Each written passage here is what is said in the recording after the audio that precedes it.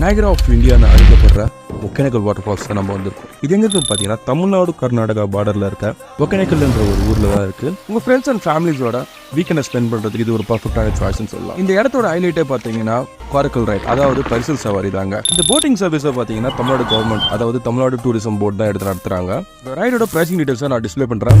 Just note it down guys.